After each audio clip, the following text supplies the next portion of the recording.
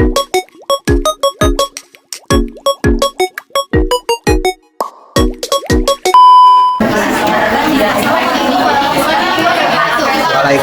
warahmatullahi wabarakatuh. Pagi.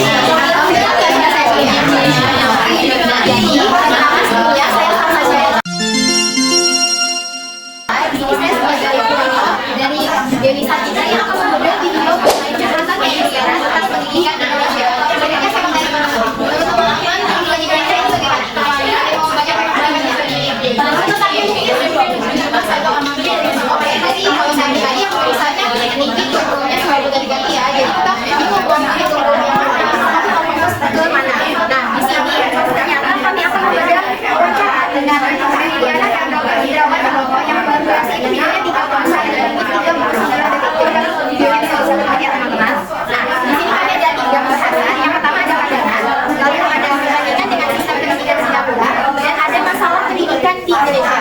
Yang saya bahas pertama kali itu adalah masalah pendidikan di Indonesia. Yang pertama itu dari kami mulai bilang kalau kita yang sekarang dengan yang akan kita lihat yang akan dimulai sekarang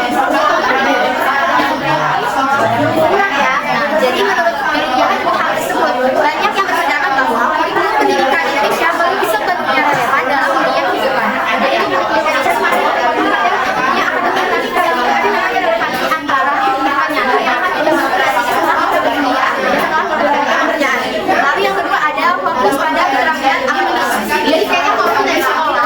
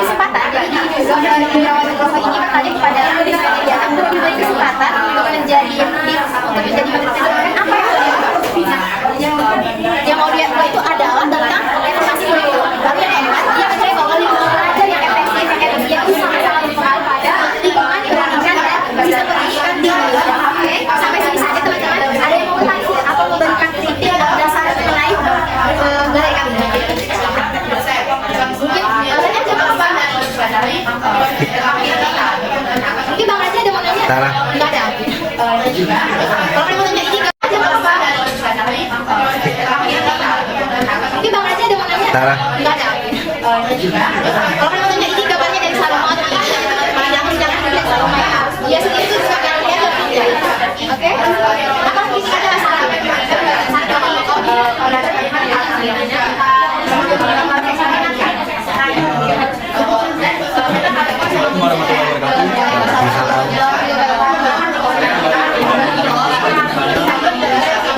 Bagaimana perbedaan motivasi belajar anak-anak Indonesia ini kan kita belajar Singapura ini dan bagaimana sih cara untuk meningkatkan motivasi belajar anak-anak Indonesia? Terima kasih ya. Oke, dari Izam nanti Soko tangan. Kami tanya Izam mengenai motivasi perbandingan dengan motivasi anak Indonesia dengan anak Singapura. Lalu bagaimana sih meningkatkan motivasi anak Indonesia ya? Nah, yang pertama itu yang perbedaan itu. Kalau di Singapura tadi saya bilang tentang Kaisu ya, itu mereka sangat-sangat benar-benar gak mau kalah. Kalau di Indonesia kita mikirnya ya udahlah ini aja, yang penting udah selesai, yang penting udah oke, kayak gitu kan kalau kita. Tapi kalau di Singapura mereka andok sedikit aja nilai ya, mereka tuh akan berpikir kok bisa saya, apa yang harus saya lakukan tuh gitu. Mereka melakukan perubahan. Nah jadi kalau dibandingkan dengan Singapura dan Indonesia ya tentunya jauh berbeda. Dan kita berharap semoga motivasi dari siswa ini tentunya naik dengan namanya yang pertama itu responsibility. Terus saya juga mengharapkan seperti media pembelajaran yang baik dari pengajar ya tentunya untuk meningkatkan motivasi mereka. Karena sebenarnya hanya mendengarkan tanpa adanya kayak media pembelajaran seperti di ini kan lebih oke, lebih terpatah gitu kan. Nah media pembelajaran terus responsibility dari siswa mengajarnya itu harus ditingkatkan untuk meningkatkan namanya motivasi belajar. Oke Izam, sekian dari saya. Nanti kalau misalnya ada boleh tambahkan ya. Terima kasih. Saya tutup dengan wabillahi taufiq wal hidayah.